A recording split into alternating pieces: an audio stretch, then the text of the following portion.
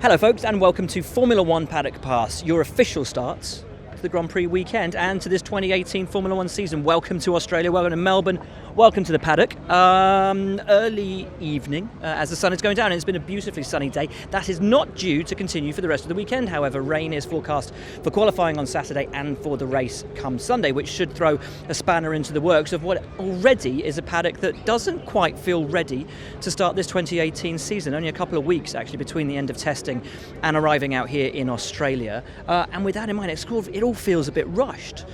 Today being the media day, it's usually very, very busy in the paddock, and people were sort of walking around a bit dazed and confused, like everyone was a bit concerned or confused that the season was actually here, but it is, and we can't wait for it to begin. Testing has thrown up some very interesting questions, which we will try and cover in this. We're going to speak to somebody from every single team in the paddock.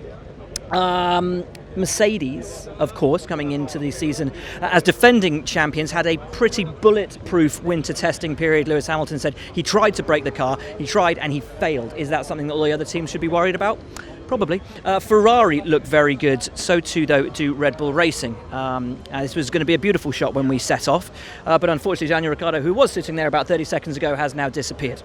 So rather than looking at an empty chair, why don't we talk to Daniel Ricciardo, always a busy man in the run-up to his home race, as he tells us right now.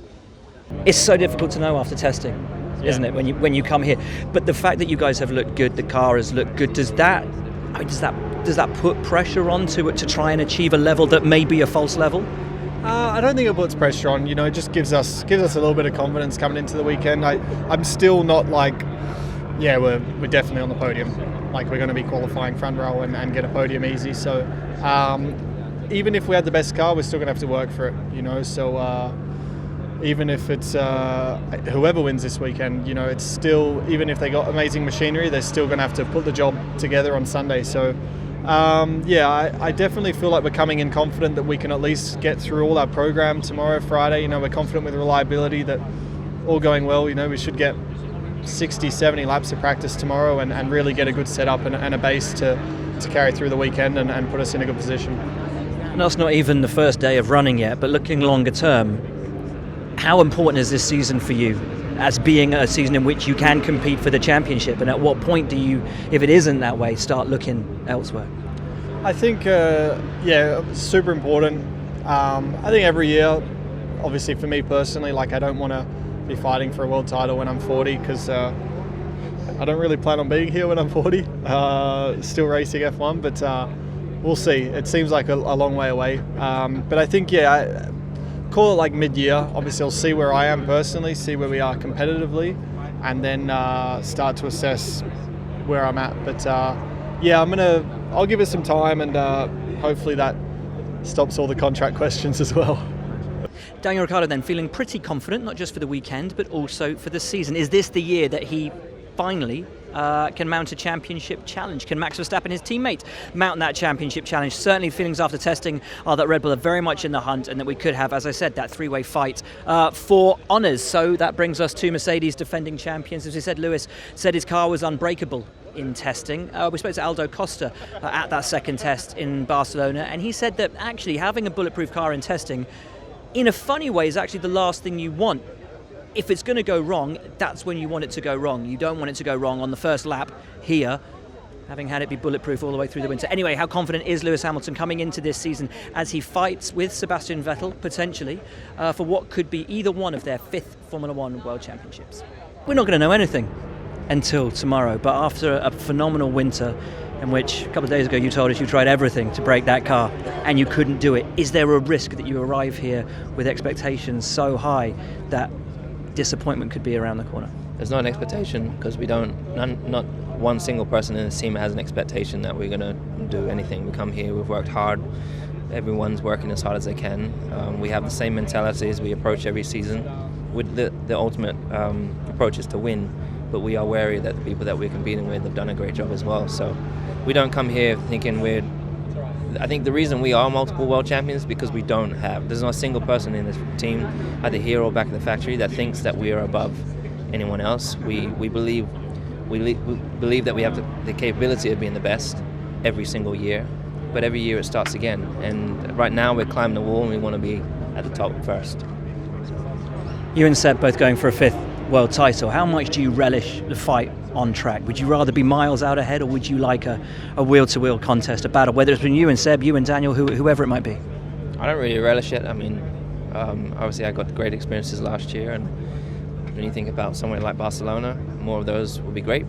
But I honestly, I think it's just because we haven't started fully yet, and so I've not really thought much of it. Just solely focus on making sure that I do the best job I can, and I'm at my best. And if I'm at my best, then hopefully we'll have those scenarios through the year.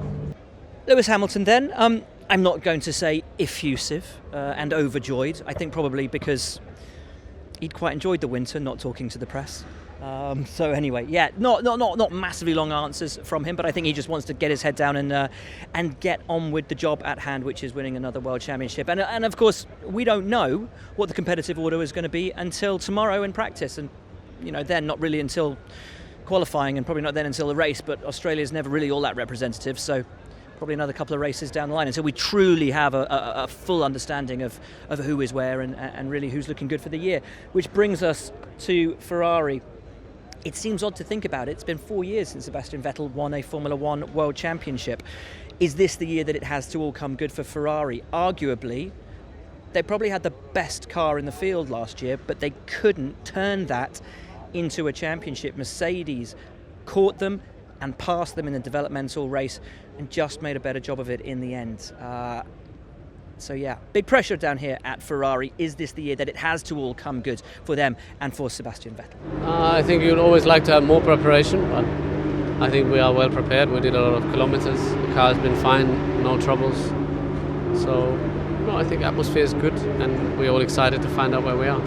Is the championship the only reward that will really bring a smile to anyone's face this season at Ferrari?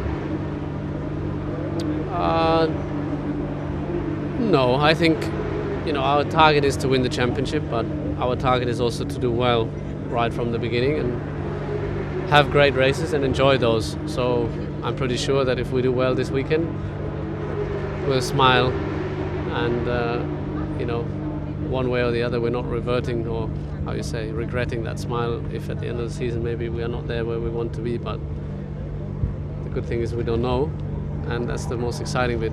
I think if it was all just numbers and calculations, it would be quite boring, but we're here to race. That's a different story. And you yourself, 4 years since you last won a championship, how do you stop that hunger and that determination for a title from turning into frustration? To win, that stops it usually. As I said, we got close last year, which stopped the hunger, but ultimately not close enough, so we tried to do that final step. Good luck. So after the top 3, who has the 4th fastest car in Formula One? It's too early in the season for jokes like that. Apologies, I'd blame jet lag or just a terrible sense of humour. Anyway, it's a good point because these guys look brilliant. The big question is who does have that 4th fastest car after that top 3, which we think they're just a little bit clear of the rest of the field.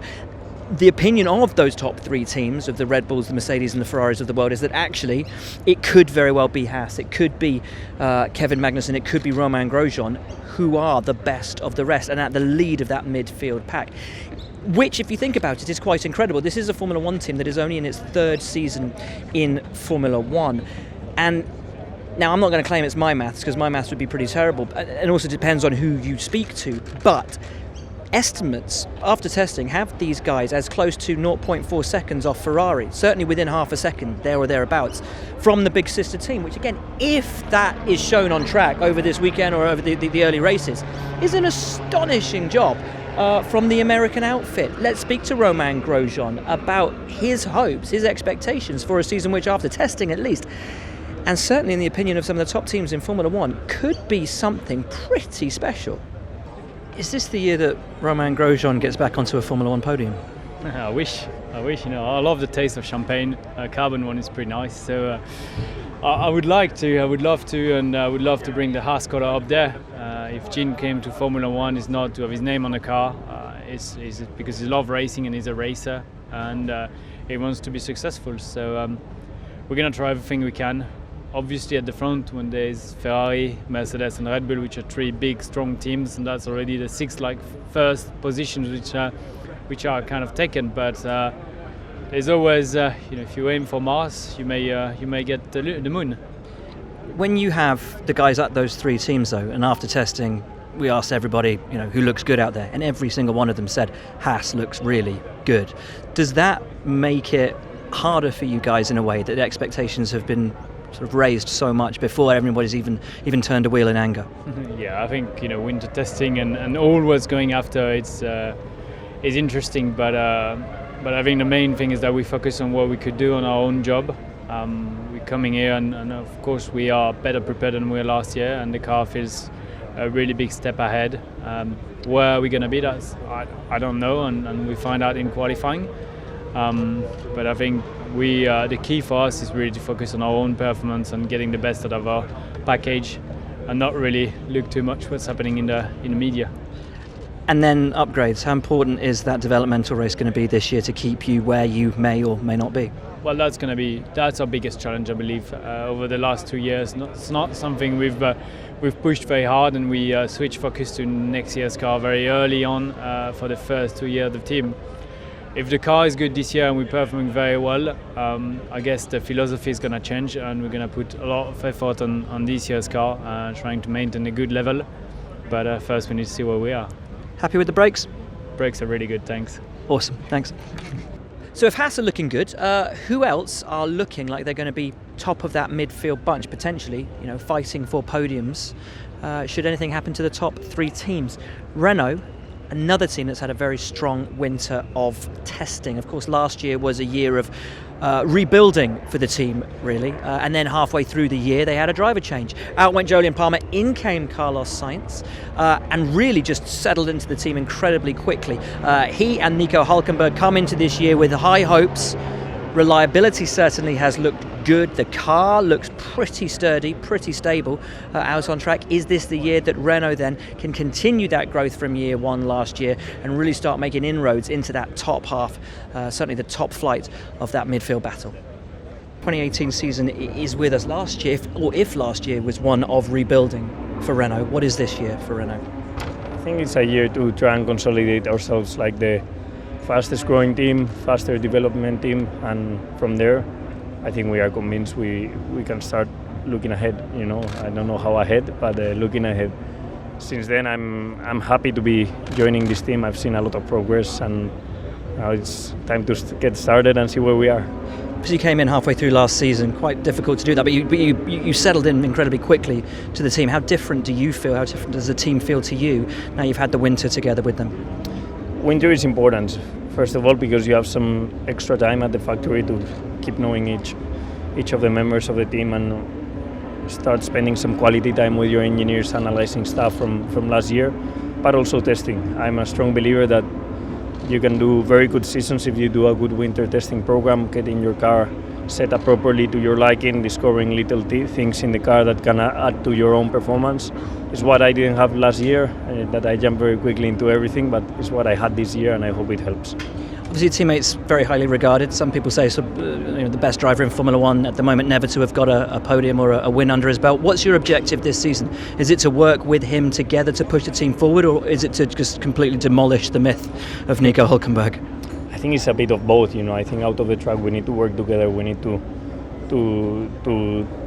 obviously share opinions and try to move the team forward, because if it's for the benefit of us too, and it will mean that maybe next year we can fight even for higher positions. It means that maybe at the end of the year we can develop a lot more the car and we can be fighting for higher positions, and at the same time on track try and beat him. That's the golden rule of Formula One that I'm obviously always there to try and do. Now, we can't talk about the battle for fourth place without talking about the team that has occupied that fourth place for the last couple of seasons, Sahara Force India. Are they still Sahara Force India? Yes, apparently they're not going to change their name until 2019 now, so they are still Sahara Force India Formula One team with the BWT sponsorship, and the new pinky white car, different kind of pink to last year, which was sort of a bit salmony, a bit weak. Anyway, much brighter this year, giving a few people a headache. Again, might just be the jet lag. The car at testing, we were led to believe, is not the car that they would bring to Australia. Why would you do that, you ask? Well, cash flow over the winter is never an easy thing for Force India. And the idea seemed to be get the launch car, get it on track, get it bulletproof, and then bring the upgrades to the first race of the season. And certainly, speaking to a couple of people down at the team today, it seems there are a lot of upgrades on that car, from floor to aero. We're going to see an ostensibly different car tomorrow in first practice than we saw 2 weeks ago on the last day of testing in Barcelona. Certainly that's what the drivers were hoping for when we left Barcelona, and it's something I'm pretty sure they'll be hoping for when they get into the car tomorrow. So let's speak to Sergio Perez about his hopes for the season in what may or may not be a completely different car to the one that he was driving in Barcelona 2 weeks ago. And can the team possibly hope, with all of the competition that's coming at them, to hold on to that fourth place, which they have so brilliantly taken and held on to for the last couple of years? Checo, here we are, first race of the season. How has testing gone? How confident are you arriving here? Yeah, I'm quite confident. Looking forward to this year. I think there's plenty of hope on us for this weekend. So yeah, definitely looking forward and aiming to do a great year. I know after testing you said you hoped the team was going to make a step between leaving Barcelona and coming here. Has that step been made? We'll see. We will have a better idea tomorrow where we really stand. Has much changed on the car then between Spain and here? Yeah, there has been a good upgrade on the car. Obviously, everyone is bringing a bit of pieces, but we will see where we really stand. Fourth place has been such a great achievement for the team over the last few seasons. Can you hope to hold on to that, given what we've seen in testing, given how quick a team like Renault and particularly Haas have looked? Yeah, especially Haas, they look really strong. It's going to be a long year. It's going to be difficult. You have the McLarens out there, you have the Renaults with bigger resources than us, but I believe in Force India, and I think we can still make it. Last year, midfield was incredibly tight. Will it be tighter still this year? Yeah, I think so. I think this year will be a lot tighter. You have the McLaren now in contention. The Renault already was. So the Haas, I think the Haas, they're looking quite good, quite solid. There are plenty of teams out there that are going to push us hard. Now, if we're talking about pre-season expectations, they don't come much higher than they are down here at McLaren. Of course, 3 very difficult years with Honda are at an end. The power unit in the back of the McLaren this year is a Renault. Theoretically, all their ills should have been cured, and yet pre-season testing didn't run smoothly at all. They were looking for perfection, they didn't get it. In fact, they were the most troubled team again of that pre-season period, causing many wise sages within this paddock to ask, well, was the issue Honda all along? Was there some blame to be put at the door of McLaren? Certainly when you look at Toro Rosso, which had a pretty good pre-season testing. First week of testing, okay, it snowed a bit and wasn't as much running as everybody wanted, but they had the most miles on the clock of any team with a Honda power unit. Big questions to be answered, and the questions will be levelled at McLaren if they don't hit the levels of success which they themselves prescribed for themselves last year. No excuses, they said. If we are not at the level that we think we should be at, if we're not fighting with Red Bull with the same power unit in the back of our car, it's on us. It's our fault. No excuses is the mantra down here at Honda. But will Fernando Alonso finally have the McLaren underneath him that he feels is worthy of his place in the sport and the talent that we all know that he holds? He is saying all the right words, making all the right noises, but does he truly believe it? Make up your own mind. Here's Fernando Alonso.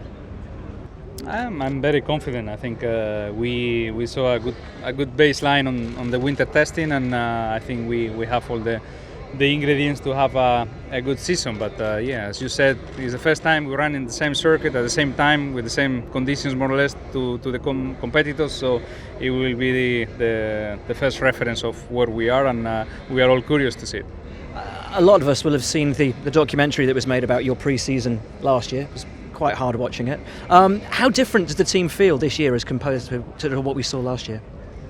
Very different. Definitely we had much less issues, and everything ran smoothly in winter testing. We have some up and downs as a normal winter test with a new power unit. We discover little things that we fix already the last 2 weeks in the factory. The 2 tests are consecutive weeks, so anything may happen to the car. You don't have time to solve until you get back to the UK. So it was a good baseline. I think there's a good potential in the car to develop and to be quite competitive. But first we need to see where we are here in Australia. Are points going to be enough for you this season, or do you have to taste some champagne at some point? I think we need to think more optimistic right now. You know, we need to see ourselves fighting for the top 5, fighting for some podiums. You know, we saw last year Williams doing a podium in Baku.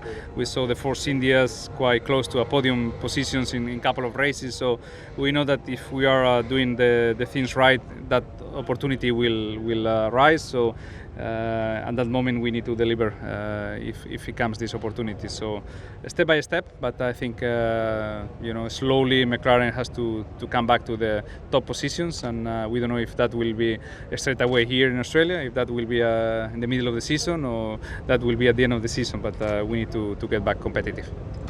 So from McLaren then to Toro Rosso, the aforementioned Toro Rosso, wobbly, who did have a good pre-season testing. Pierre Gasly, not the real one, and Brendan Hartley had, I think, pretty big smiles on their faces after the pre-season. Toro Rosso have had a really good chassis for the last couple of seasons. James Key doing wonderful things with a limited budget. Now they have a Honda engine in the back of their car. They are the sole team running a Honda engine. They are, to all intents and purposes, a factory outfit. Honda's happy, Toro Rosso's happy, the drivers are happy. Could this be a remarkable standout year from Toro Rosso with a much maligned power unit in the back of their car finally coming good? The omens are there, and it's actually looking all right. For me, I feel a lot more prepared than last year. That's for sure. And the team, it went really well. I mean, even 2 months ago when I went into the factory for the first time, there was a real sign of optimism and positivity around the factory about this new partnership. Everyone understands and accepts that it's a huge opportunity for Toro Rosso to have an association with Honda and to be solely supplied. And Barcelona, they really delivered. Reliability was good, performance was good, but there's a lot of planned updates. So the brief for us going into testing was that the start of the season could be tricky, but there's a big development plan going on during the year. And actually I think we exceeded expectations in Barcelona, and I think it went better than a lot of people expected. We think we're really in that midfield fight. So my target this weekend is on my first Formula 1 point, which will be a big milestone for me. Obviously, you're sort of a de facto factory team now, given that you are the sole team with Honda engines in the back, James Key designing the car. There's a lot of expectation placed on this team. We look at you and Pierre as still rookies, but you're so vastly experienced in racing. Are you taking charge in terms of feedback, in terms of the direction the car's taking? I mean, it's not just one driver or one person in the team. There's a huge amount of people in Toro Rosso. I think there's close to 500 if I'm not corrected. So I'd like to think some of my experience will help, but Pierre's a smart guy too, and he has a lot of experience also as a reserve driver and other formulas. So I think so far the working relationship's really good, been really good between the two drivers, and I think we both accept that it's beneficial for the both of us to work alongside each other, especially at the start of the season, to make the most of the end of the year. And so far it's gone really well and it's been constructive. But it'd be great to put a point on the board this weekend. And so, to one of the big unknowns of this season down here at Williams Racing. Some people have these guys as a potential surprise up there with Haas in terms of their overall pace, given what we saw in testing. Other people have them absolutely at the bottom of the ladder. The car, certainly looking at it trackside in Barcelona, didn't look pretty. It looked very difficult to drive. It looked sketchy on entry. It looked unstable mid-corner. It looked a bit tail-happy on exit. So no one, I don't think, really knows where Williams are. It's a big question. And of course, a massive responsibility on the shoulder of two young drivers. Lance Stroll enters his second season in Formula 1 as a podium finisher. And Sergei Sorokin makes his Formula 1 debut. Quick lad, a lot of experience in junior formulas, has really waited for his time. Could have made his Formula 1 debut a few seasons ago, actually, with Sauber, but has done his sort of stints as reserve driver at Renault, at Sauber, and made his way up, and finally now makes his debut here at Williams. So how does he temper that obvious excitement of making your Formula 1 debut with the responsibility inherent with having to lead, potentially, a team, and with nobody really all that sure about where Williams are? Sergei, This has got to be a really hard weekend for a rookie. The fact there's so much expectation, so much excitement, but you've kind of got to keep it all calm and not too emotional. How do you deal with it? I just deal with it. I don't think about it. And actually, that's right what I say. I try to, it all depends how you want to take it. I take it in the way I think is the best for me. Is the way I think I can manage it, in the best way. So, yeah, I'm very excited. Obviously, that's true. But at the same time, it didn't come like this. It took quite a while to be here and to be in a position we are. So, yeah, it's kind of quite calm and not over the moon. And so to finish this edition of Formula One Paddock Pass, we find ourselves down here at the Sauber Formula One team, now powered, of course, by Alfa Romeo. It's done wonders for the team. They've pulled in a whole brace of new sponsors. There's a great feeling of positivity down here. Their drivers earlier today. There's also PR things that go on around the opening race of the season, being here in Melbourne. And one thing that has usually happened is one team has taken its drivers to the zoo.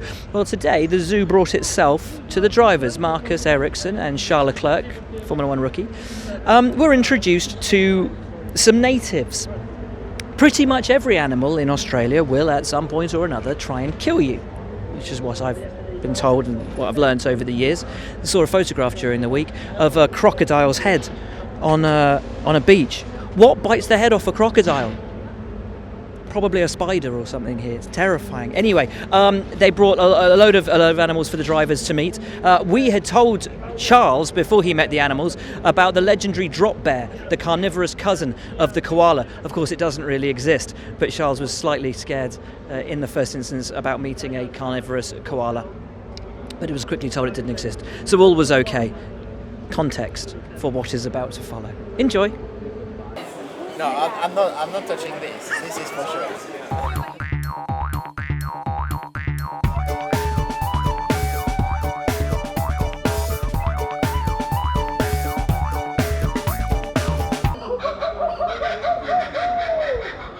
So, chaps, met a bit of the local wildlife. Who did you like in particular? Anybody scare you? I think for me the favorite was the baby kangaroo. Yeah. That was the best one. The other ones were some scary ones. So. You didn't like the bird? No, I'm really scared of birds. So that was probably the most scary part of it. And Charles? I pretty like the kangaroo, and I also like koala. It was quite nice. Then I had the snake on the neck, and this is not the same feeling. I didn't really like it, but yeah, it's great to see these animals here. I was going to ask you if they reminded you of anybody in the paddock, but we'll leave that one out for now. Guys, it's almost time to get serious. Everything starts tomorrow. How much are you looking forward to it? I can't wait. It's really, this time of the year is always super exciting, and for us in particular, with Alfa Romeo and everything that's been happening over the winter in Sauber, it's a big year, and we're really excited to get it started tomorrow. And Charles, you're about to make your Formula One debut. It's the dream coming true. Yeah, first ever Formula One race for me. So yeah, very special weekend for me. And yeah, I just can't wait to go out on track, learn this new track that looks amazing, and yeah, I just can't really believe it still, and I'll probably realize a little bit later, but for now it just seems like a dream for me. So that is your lot from Formula One Paddock Pass pre-race show for the 2018 Australian Grand Prix. Cannot wait to get the season underway. Cannot wait to see the cars out on track tomorrow for free practice 1 and 2. Qualifying, of course, coming your way on Saturday, and the first Grand Prix of 2018 coming your way on Sunday. Will it rain? Will that mix the order up? Will we get a spanner in the works? Can't wait to find out. Just cannot wait to actually see 2018 begin. There is a massive fevered expectation down here in the paddock for the year that stands in front of us. Hamilton and Vettel both going for 5. Will Red Bull be in the mix for the championship as well? All of that we are about to discover. You will get a Formula One Paddock Pass twice a weekend, once on the Thursday, once on the Sunday, post-race for a number of the Grand Prix throughout this season. Certainly you will get a pre-race one every Thursday. I can't say much more than that, but things are in the offing for races, which all will become clear as time rolls on. For now, though, from us here in Australia for Formula One Paddock Pass, it's a very warm goodbye.